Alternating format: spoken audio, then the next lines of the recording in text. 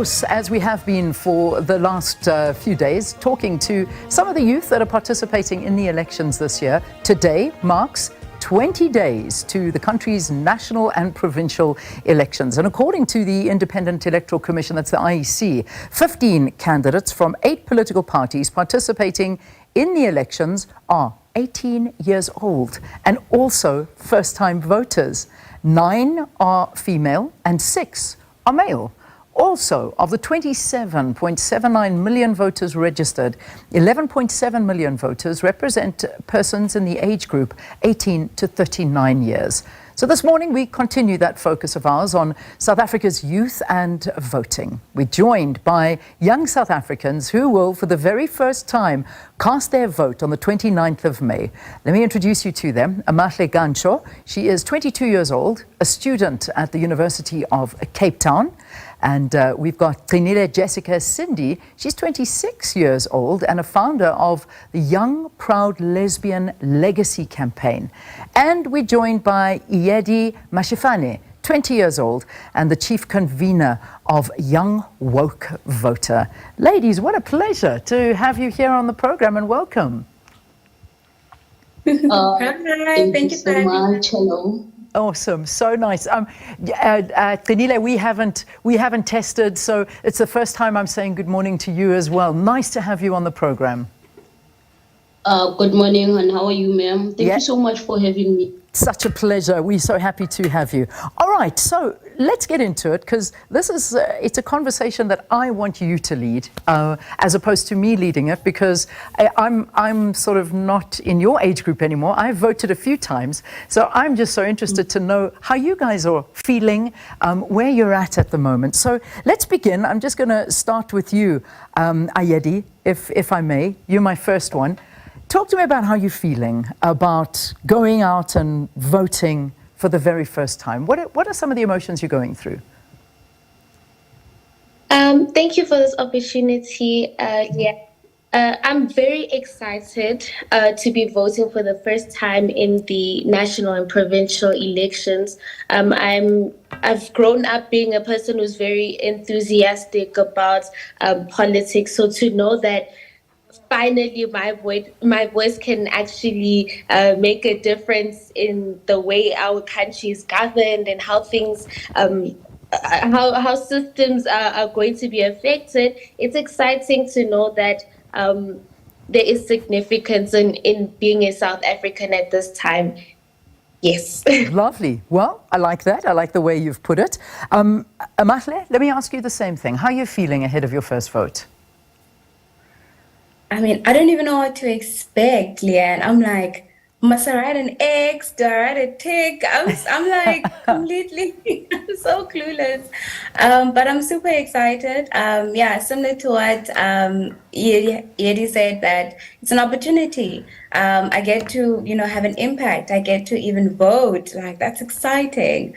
So I'm super excited to be able to do what I can to influence some sort of change, whatever that will look like. So that's how I'm feeling. Well, super excited, super nervous also. I'm sure you are, but listen, let me educate you a little bit. So you just put a mark next to the political party that you want to vote for. Okay, so just put a mark, whether it be an X, whether it be a tick, whether it be a whatever the case may be, so that they can tell you what it is. But this worries me. So I'm going to quickly just stay with you for a sec. Have you not seen any sort of voter education around that? Has that not reached you to say, hey, you're a first-time voter, this is what's going to happen when you go into the polling station, you're going to get 3 papers, you got to choose these, this is what they stand for, these are the marks you got to make. Has this not reached you, honestly?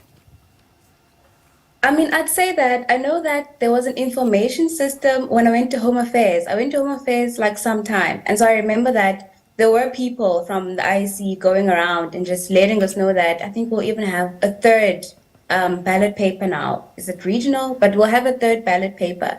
So there's been that kind of information. But that's the thing. I mean, I went to Home Affairs. It just so happened that I went to Home Affairs.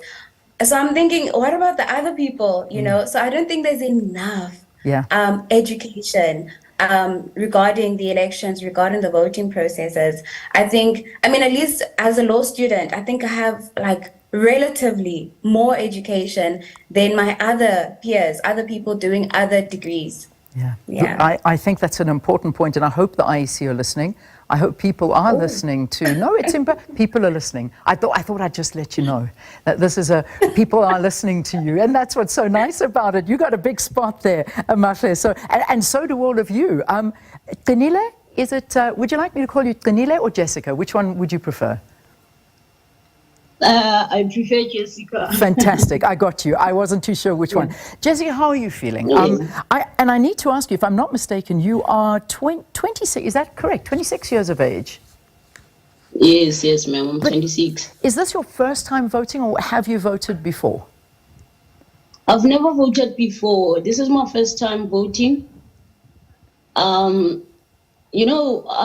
whole year is like I've been not giving myself an attention or when it comes to voting. I never believed in voting. I never believed in political parties and all that.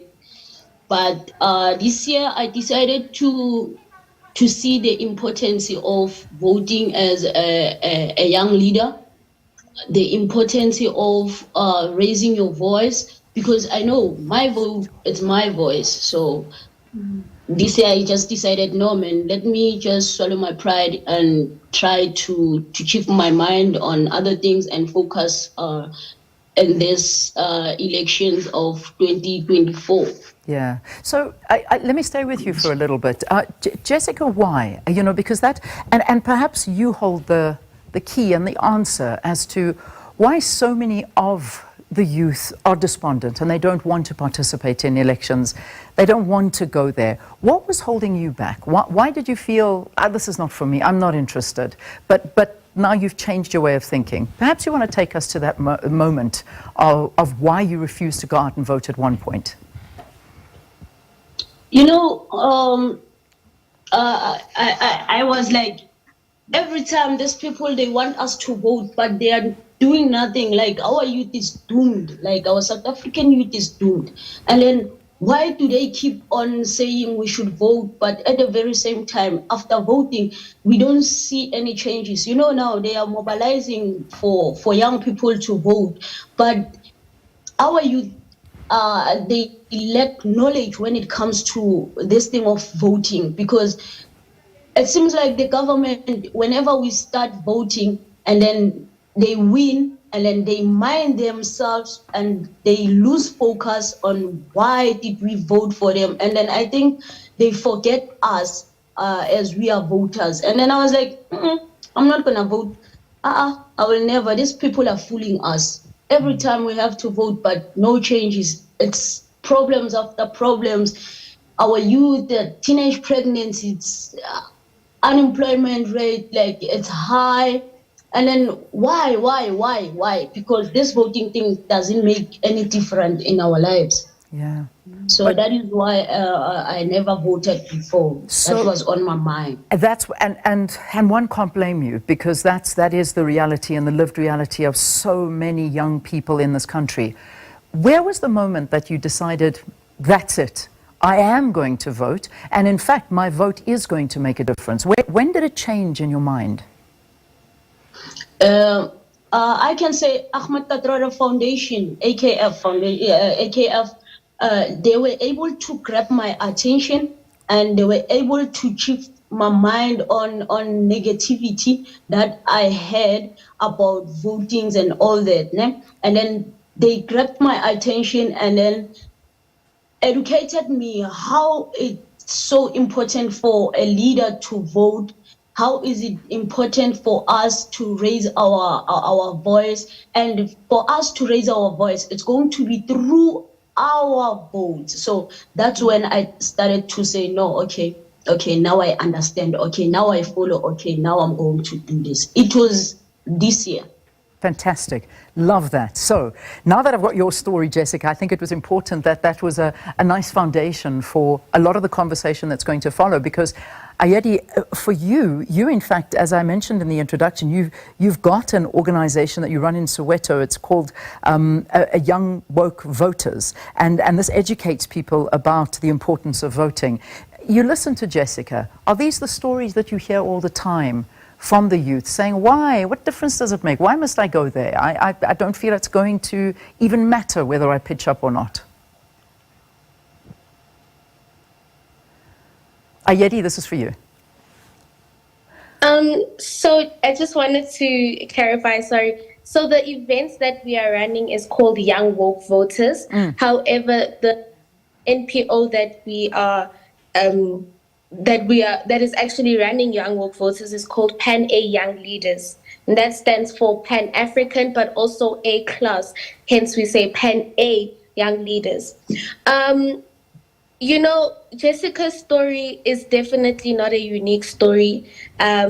We hear this all the time from young people, where they feel really frustrated about how things have been going in the country and how they feel that, you know, voting feels insignificant to them because you vote and then you vote for for specific ideas and then they don't come to pass. So it feels like we are voting in vain.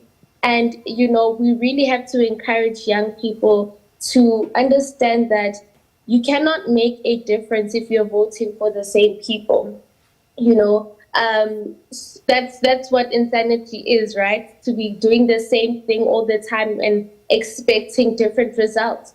So we go to young people in marketing, in collecting data, and just trying to understand what is their understanding of what voting is, and do they understand the impact of what they can of their vote.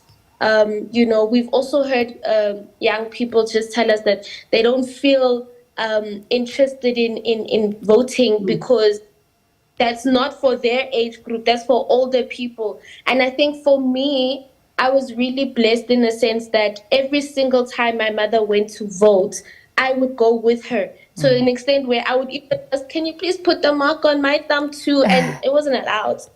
They wouldn't. But those are the small things that would excite me. So I'm not saying that the voting stations need to be filled with young toddlers and so on and so forth. But I think parents need to start having conversations with their children and making aware about voter education, about what's the significance of you placing your vote and what you can and the opportunities that you could be creating for yourself. So yeah, we have heard stories like Jessica's and many more. Yeah. There, I love that. You know, I do the same in terms of taking my kids to the voting stations. I've always done it. I've taken them with, and you know what? I won't even tell them who I vote for. That's our secret. We keep that our own secret. And they're like, but come on, I'll keep a secret. I'm like, yeah, okay, no problem. So yeah, I want my kids to come with and see the importance and get excited about the fact that they are going to come of age one day where they are able to vote. And this is the moment that all of you are now reaching, which is so lovely. Amahle, let's talk to you and perhaps maybe get a little bit more specific in terms of the representation of parties. You know, we had a nice conversation yesterday with a group of youth that are also voting, but they're a bit older than you and are sort of, you know, more used to the election process in terms of how it works and looking at the political parties but feeling quite despondent about them. But now, from your perspective, are there some political parties that you are seeing that are speaking to you as a young person? Or do you still feel that, no, I don't feel like they're speaking to me and my needs? Well, I'd say that I'm still doing my due diligence in actually reading the manifestos. I mean, and even that in itself, like, where do you find the manifestos? Like, we'll be having conversations amongst like other students. And it's like, guys, you need to actually read. You don't just, oh, well, I like this color. Oh, well, they seem fun. They seem, you know, robust and active. But we actually need to do, you know, our actual due diligence in researching and trying to see what do these political parties stand for. So I'd say that I'm in that process. I wouldn't say that I'm like, this is what. I'd say that I'm still trying to see, okay, you guys said this before. Has this really happened? I mean, I'm staying in Cape Town, so I know the DA is very prominent here. So it's like, okay, cool. Let's see. Let's evaluate. Let's do the necessary things to see which political party I'm sort of aligning with, or the values that they have, are they similar to the values that I have? So I'm not sure if I'm answering your question yet, but I'd say that I'm still reading the manifestos. I'm still trying to scout and see, what's happening, what's going on. Yeah, no, you are answering my question, because I'm more impressed by your answer than I thought I would be, because not many people read the party manifestos. A lot of people do exactly what you said. It's like, I like their colors, or yeah, they look okay. He's actually quite cute. He's not a bad looking guy. I think I'll put my mark next to him. But hopefully it's deeper than that. But here's an important question. Hey, Makhle, a very important question. Your parents, so I don't know your background. Please forgive me in terms of not knowing that. So I'm not sure about your parents and their involvement with you and how they influence you, or even if they're still around. But have they had an influence on you in terms of how you're going to vote? Do you want to follow in their footsteps? Do they tell you what to do? Or is that not something that you're interested in? I'd say that, I mean, similar to what Yeti said, I'd see, my parents coming back from voting, and then I see the little mark, that they have. They're like, yeah, I voted. I have a mark on my thumb. But in terms of what they said, Leanne, they take your position. They didn't tell me. They'd say that it's up to you. It's your choice. And I'm like, no, but I just want to see, like, who did you vote for? But like, what happened? They're like, you need to do your own research. Wow. So I think my parents have always encouraged me to be my own person in that sense. They've never tried to affiliate or to influence in any way, whether it's this specific party, look at what they've done, you should vote for them if you're in this part of the family. So it's never been that. It's never been, I felt, pressured or imposed or anything. So I think I've had the privilege, I guess, to have so much freedom in whichever political party I wanted to affiliate myself with. I think even, at uni, there's a lot of political parties. So you're able to see, even what they stand for, what they're doing. I feel like even, the students, the political parties that we have at the university, they sort of speak to what the mother body is, what the mother party, what they stand for, what they're about. Yeah. So it's been interesting. It's been a learning experience, but I wouldn't say that my parents have specifically said, this is the party we vote in. Now that you're in this family, this is the party we vote for. It's this or like, oh, you don't vote. So it's never been, it's not like that. It's never been. That's great. I'm happy to hear that. They are giving you the freedom to choose who you want to.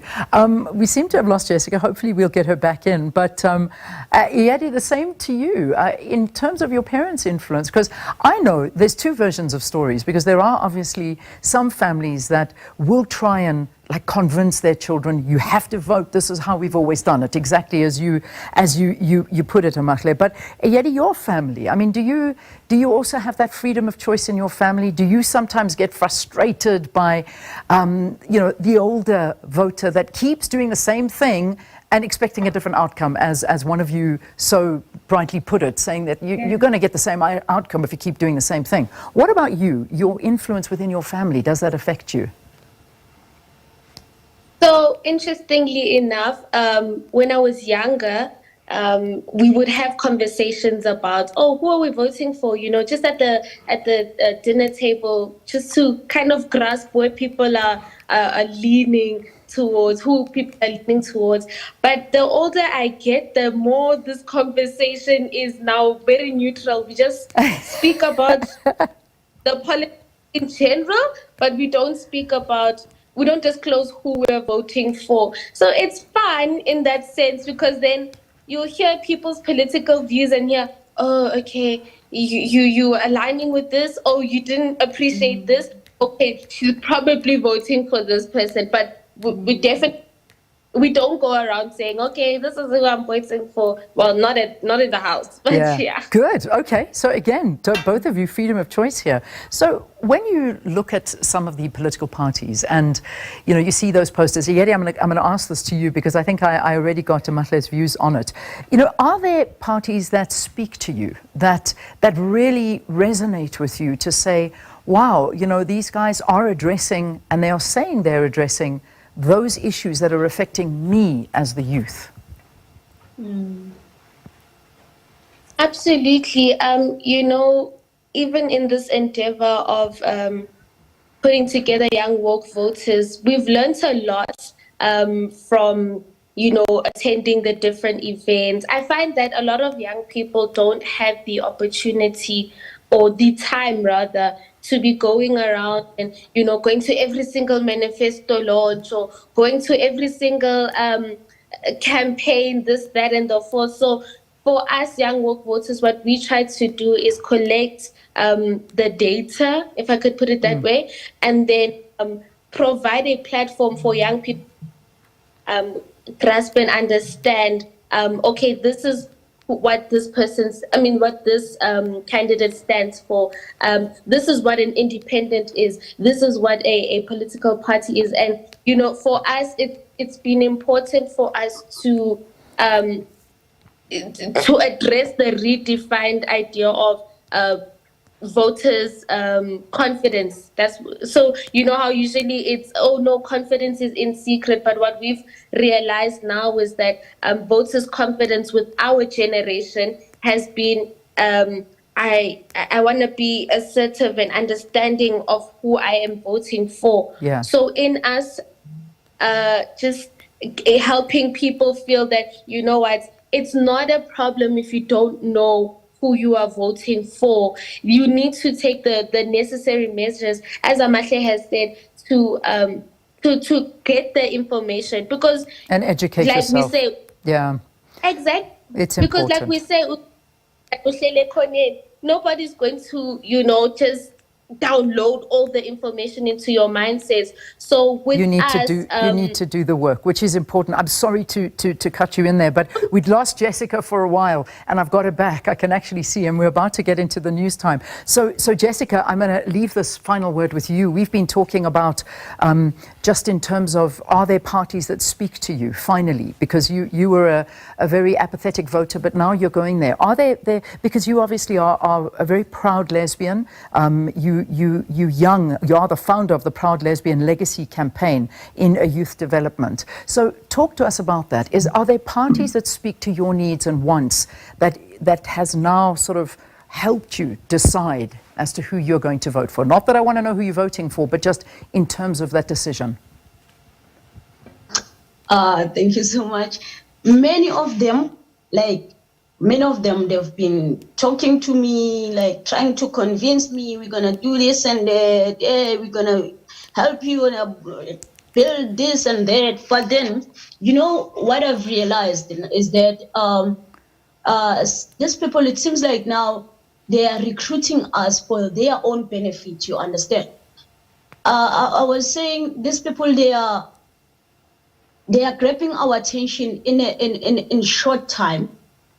It's a month. It's a month before a month of voting, and then now they are working so hard to mobilize people to go and vote for them. You understand? Mm-hmm. But after voting for them, I know exactly that whatever that they are promising, they will never make it. They will never really make it to come true. They're giving us false promises. You understand? So now. I keep on analyzing the situation. Each and every one whenever they are coming to me saying, guys, can you guys vote for us? Can you please mobilize LGBTQI community for us? We know that they are in need. We know that they are facing problems and all that. And then I realized, no, man, these people, it seems like they want us to push their own agenda. You understand? And then I know now, who am I going to vote for on my own choice? And that person never approached me. That political party never approached me. So that means I have to go with them. All right. Ladies, this has been very refreshing. One thing I have learned from this conversation is that political parties need to work hard for your vote. You're not just giving it to anybody. And you are being very, very educated in terms of voters. And the party that gets your vote should be privileged, and they need to deliver on what they've promised you. It's been so good. Thank you. Thank you for your views. Good luck. Enjoy. Bask in the moment. And you know what? Forget about the promises. You know what you need. And it doesn't matter. Nobody knows what you put on that ballot paper. It's your secret. Enjoy. And bless you all for this important moment in your lives. All right. Look at that. Wasn't that lovely? Young voters voting for the very first time in the South African elections.